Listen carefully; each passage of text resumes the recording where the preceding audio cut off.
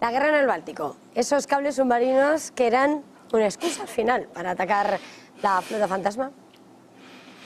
Yo cuando me habéis preguntado sobre esto he estado relativamente comedido, pero claro, teniendo en cuenta los antecedentes ya desde Nord Stream hasta nuestros días, lo que sucedió en el puente de Kerch y todas esas operaciones también en la central de Zaporilla y toda la desinformación que ha habido alrededor de esto, pues yo muchas veces pues intento ser comedido y digo, bueno, hasta que no lo diga el Washington Post, hasta que no lo diga el New York Times, pues va a parecer que todo surge de filas rusas, ¿no? Pero ya lo sabemos, el Báltico, ese mar que tan protagonista ha sido en los últimos años y que lo va a seguir siendo, en cuyo lecho estaban esos gasoductos que unían Rusia con Alemania y que fueron destruidos por las fuerzas occidentales, que es un mar que es campo de batalla de varias guerras en estos momentos, la energética, con esos buques fantasma, esa Shadow Fleet y evidentemente pues todo ese transcurso, ese transporte de petróleo y de gas, la territorial, evidentemente, con esos países del Báltico utilizados ahora como punta de lanza, y las comunicaciones.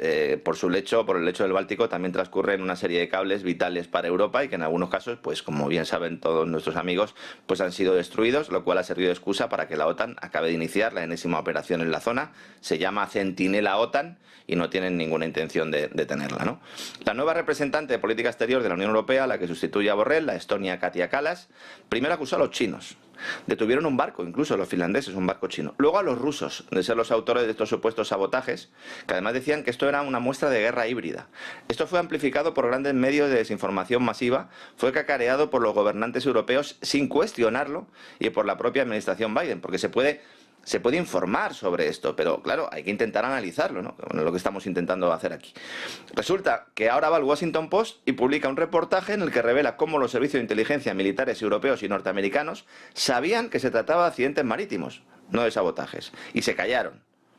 Es decir, lo sabían. No sabemos si enviaron los informes a sus gobiernos, pero cuando nos decían que era guerra híbrida, los servicios de inteligencia de los mismos países europeos y de Estados Unidos sabían que no era un episodio de guerra híbrida.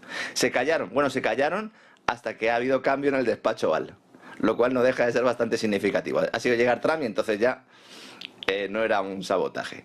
En estas investigaciones han participado Estados Unidos y media docena de países europeos que no han encontrado ningún indicio de que estos buques comerciales sospechosos de haber usado sus anclas o algún otro tipo de elemento para destruir estas infraestructuras, pues lo hubieran hecho de forma intencionada. Por el contrario, lo que dicen funcionarios estadounidenses y europeos, y así se lo han trasladado al Post, es que tienen muchas pruebas, incluidas comunicaciones interceptadas y otros datos de inteligencia que apuntan a negligencia de las propias tripulaciones que prestaban servicio a bordo.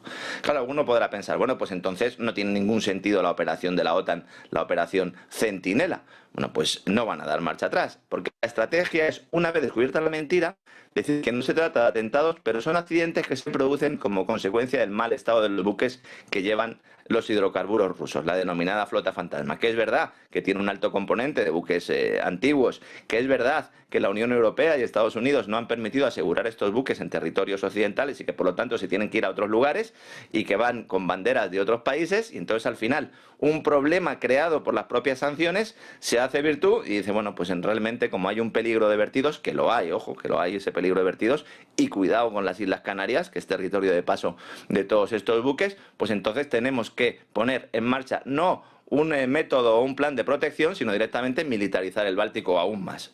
Claro, el gobierno polaco de Donald Tusk es el primero que se pone en la fila, dice, sí, vamos a monitorizar los barcos más allá de las aguas territoriales de los países de la OTAN. Bueno, ¿y en virtud de qué cláusula? Es decir, esto va absolutamente en contra del derecho internacional. O sea, los países de la OTAN no pueden monitorizar barcos más allá de aguas territoriales. Hombre, monitorizar sí, pero no detener. Y esto podría ser considerado un acto de guerra por Rusia. Entonces, esta operación ha sido presentada en Helsinki hace unos 10 días por el propio secretario general de la OTAN, por Mark Rutte, en la cumbre de los aliados del Mar Báltico. Una cumbre que va a coger mucha importancia a partir de ahora. Porque a partir de ahora el Báltico y los países del Báltico van a ser la punta de lanza. Esto lo llevamos algunos tiempos señalando. La guerra de Ucrania acabará, pero la del Báltico y la del Ártico, que tienen mucho que ver, no han hecho nada más que empezar.